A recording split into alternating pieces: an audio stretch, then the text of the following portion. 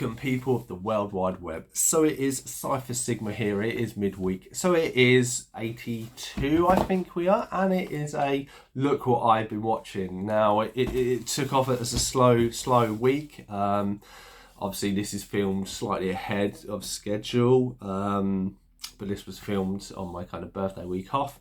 I was quite a busy bee, but we shall get into it. So I'll get the announcer because AJ hates this, but yeah, this was a upgrade from AJ. This is Ronin. I ended up having 2 copies of the DVD, and now he had a spare copy of the Blu-ray. So this is what I watched. I quite enjoyed this. It was quite a consistently rolling movie. Obviously it's all about this kind of case that they're trying to get hold of and people keep losing and stuff like that. I thought it was very cleverly shot. John Reno, I really do like him as an actor. It was 2 hours. It says 2 hours, but the directorial one has like a minute or 2 longer. I'm not quite sure what it actually added, the director or the extended version, but I enjoyed it. So first off, that next one we have is the Steelbook of Total Recall. So this I actually thoroughly enjoyed. It actually surprised me of how good a movie this was, and the fact that how much they fleshed the world out.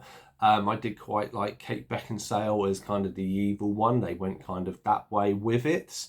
And fleshing out the world, I kind of feel like there are elements from this that if you incorporated this with the reboot of RoboCop and merged them together, it'd actually make a really, really good movie altogether. But yeah, thoroughly enjoyed that. Then we have In the Line of Duty. So this is one I watched on Amazon Prime a little while ago, and I bought it. And I made my wife sit for and watch it. She actually enjoyed it. It's kind of a cop. He is trying to help the FBI out after get this person. He ends up killing them. And he finds out that basically the head of the police, his daughter's been kidnapped, and this guy, plus a kind of YouTube reporter person, kind of link up to find this story. It is cheesy in places, but I really like it. I'm a big fan of Aaron Eckhart. And obviously it has Ben McKingsley in a role you wouldn't necessarily see him as, and Giancarlo Esposito as the head of the police. Next up, we have the complete season 3 of Warehouse 13. So this is one where they get a new member. Spoiler alert, if you've not seen it, he gets killed. I mean, they bring him in. I think he's quite good. He's Aaron Ashmore, one of the Ashmore twins. And you see him from the back, but literally he starts off the series of joining them, and by the end of it, he dies quite early. He's not really used a lot.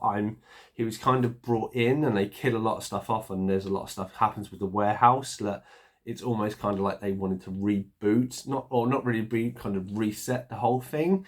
The next series is 20 episodes, so I'm quite interested to see where they go with that. Next one, we have Troy. So I have seen this before, obviously. Achilles, here we have an Eric Bana, and I actually really, really enjoyed this movie. It took a little time for it to get into it. There's big battles and stuff, and it's very cleverly done. Obviously, you know what all happens with the horse and all this stuff, and it's very interesting if this is how the story goes. Obviously, the horse, Trojan horse, is all made up. But I thought this was quite a good depiction. It was a kind of a known story, but fresh taken. Like the battle scenes and stuff are done really, really well, and all the troops. Obviously, every battle is without loss. Then obviously, because me and my wife went to Harry Potter Studios, we did decide to watch A Fantastic Beasts and Where to Find Them.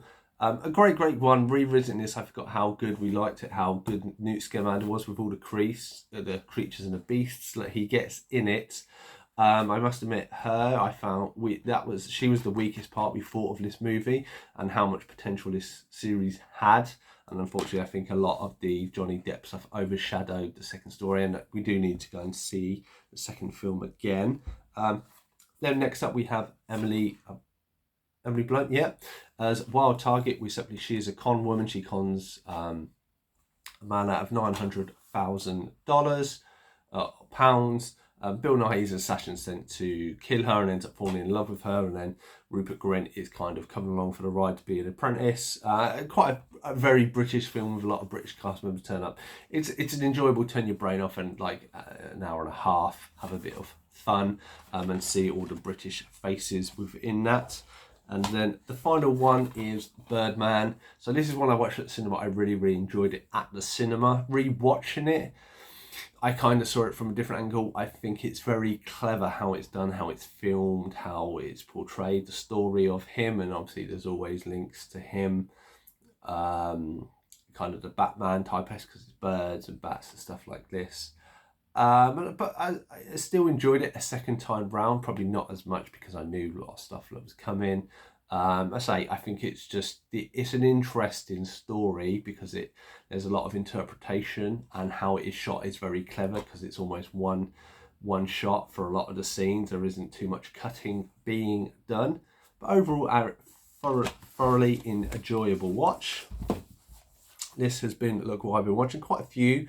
Have you seen any of these? Let me know your thoughts and your feelings in the comments down below. I've been Cypher Sigma Screen Time, and I shall see you in the next one.